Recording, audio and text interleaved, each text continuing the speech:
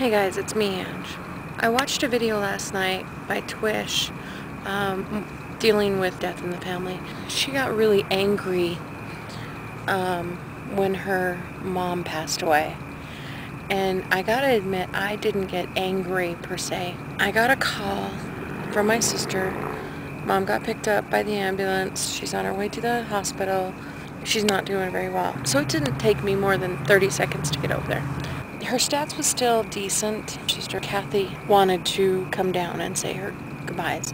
Well, Kathy lives in Las Vegas, so she got the very last seat, very last plane on US Air. While she was flying here, and I noticed her stats starting to drop, not very fast. And it was really strange because as soon as her plane was supposed to land, my mom's stats dropped a lot. So when my sister showed up, we all decided, we need to leave the room to let her have her final goodbye alone. We got out, I ran to the bathroom to wash my hands, and I hear this scream, and I knew right then I had to get back. With still suds on my hands, I go running down the hallway, and I get in the room, and I get to the end of the bed right when I looked up, and her stats went 40, 35, 30, 25, 20, 0. See, my sister Kathy, that came from Las Vegas, she wasn't in the room for more than 2 minutes.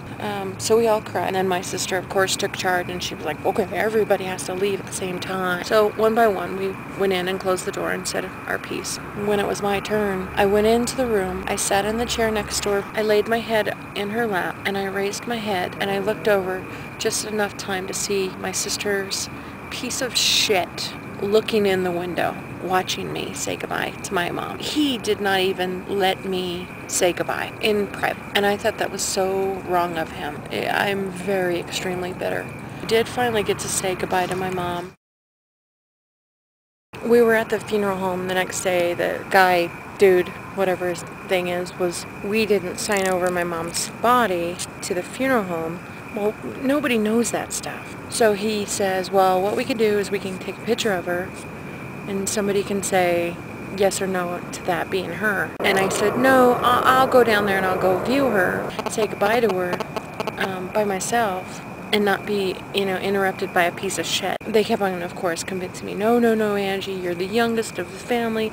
You can't handle it. That's the final vision you're going to remain of mom, and you don't want that, and blah, blah, blah, blah. And I finally put my foot down and said, yeah, I am. Even my partner was like, no. It was probably the only real time that I put my foot down and said, no, I will do this. Leave me the fuck alone. I am doing this. I was more mad at that point because of what the piece of shit did.